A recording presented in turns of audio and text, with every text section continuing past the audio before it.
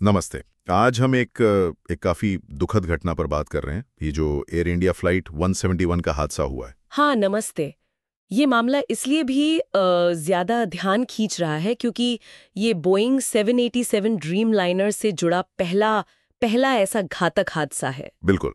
और इसमें 279 से ज़्यादा लोगों की जान चली गई। ये बहुत बड़ी क्षति है। हाँ, वाकई। हमारे पास जो जानकारी है, जो स्रोत है हमारे, air India flight 171, dream liner आपदा और जांच शीर्षक से, हम उसी के आधार पर आज थोड़ी गहराई से बात करेंगे।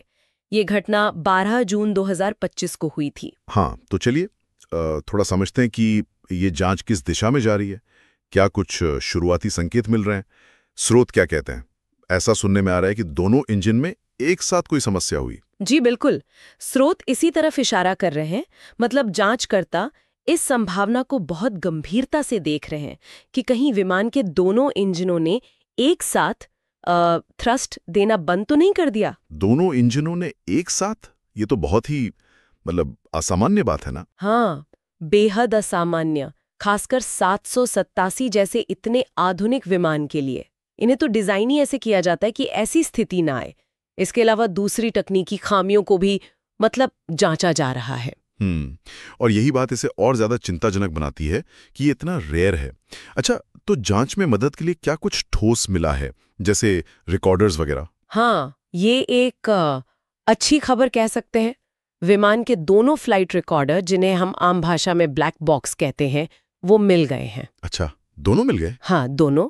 एक में कॉकपिट की आवाजें होती हैं और दूसरे में उड़ान का सारा तकनीकी डेटा। स्रोत बता रहे हैं कि उनका विश्लेषण अभी चल रहा है। तो उम्मीद है कि इससे कुछ अहम सुराग मिलेंगे। बिल्कुल, इससे जांच को दिशा मिलने में काफी मदद मिलेगी, ऐसी पूरी उम्मीद है।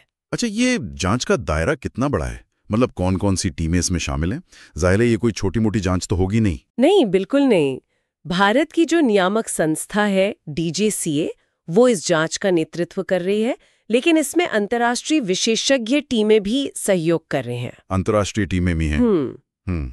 हाँ, और सूत्रों के मुताबिक सुरक्षा निरीक्षणों को भी तत्काल प्रभाव से काफी कड़ा कर दिया गया है।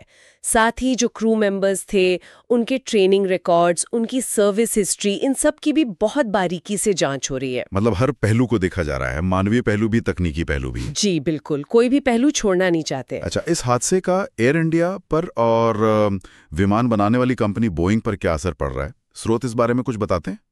ये बोइंग के लिए तो एक बड़ा झटका होना चाहिए। हाँ, बहुत बड़ा झटका है। जैसा हमने शुरू में कहा, ये 787 ड्रीम लाइनर का पहला घातक हादसा है।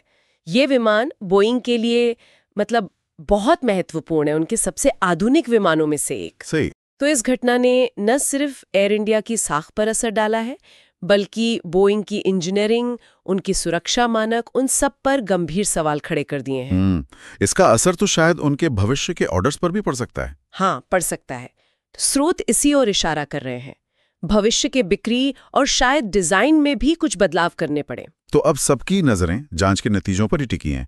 क्या कोई अंदाजा है कि कोई शुरुआती रिपोर्ट कब तक आ सकती है? हाँ, स्रोत बता रहे हैं कि एक प्रारंभिक जांच रिपोर्ट शायद मध्य सितंबर 2025 तक आ सकती है। मध्य सितंबर तक? ठीक है। हाँ, पर यह ध्यान रखना होगा कि ये सिर्फ एक शुरुआती रिपोर्ट होगी।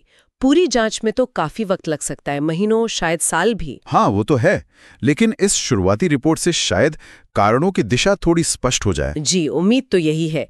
इससे कम से कम ये पता चल सकेगा कि जांचकर्ता मुख्य रूप से किस थ्योरी पर फोकस कर रहे हैं। ठीक है, तो अगर हम संक्षेप में देखें अब तक जो हमने बात की, एयर इंडिया फ्लाइट 171 हादसा, बोइंग 787 का पहला घातक मामला, 279 से ज्यादा जाने गई। जांच का फोकस दोहरे इंजन फेलियर या तकनीकी खामियों पर है। हाँ, दोनों ब्लैक बॉक्स मिल चुके हैं, उनका विश्लेषण जारी है। डीजीसीए के नेतृत्व में अंतर्राष्ट्रीय टीमें जांच कर रही हैं। सुरक्षा नियम और कड़े कर दिए गए हैं। बिल्कुल, और क्रू रिकॉर्ड्स की भी जांच चल रही है। हाँ, और प्रारंभिक रिपोर्ट सितंबर मध्य तक आने की उम्मीद है। एकदम सही सारांश है।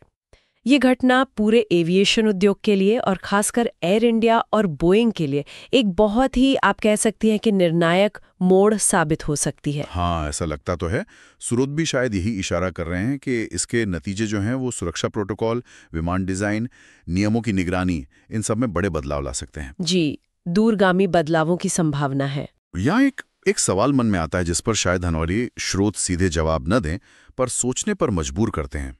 जब एक इतना आधुनिक, इतना टेक्नोलॉजिकली एडवांस्ड माना जाने वाला विमान, उसमें इस तरह की गंभीर तकनीकी खराबी की आशंका सामने आती है, तो ये भविष्य की एविएशन टेक्नोलॉजी पर हमारी जो निर्भरता बढ़ रही है और जो हमारे मौजूदा सुरक्षा इंतजाम हैं, उनकी पर्याप्तता पर कितने बड़े सवाल खड़े करता है। इस पर जरूर सोचना होगा। ये वाकई एक बहुत अहम सवाल है। इस पर गंभीरता से विचार करने की जरूरत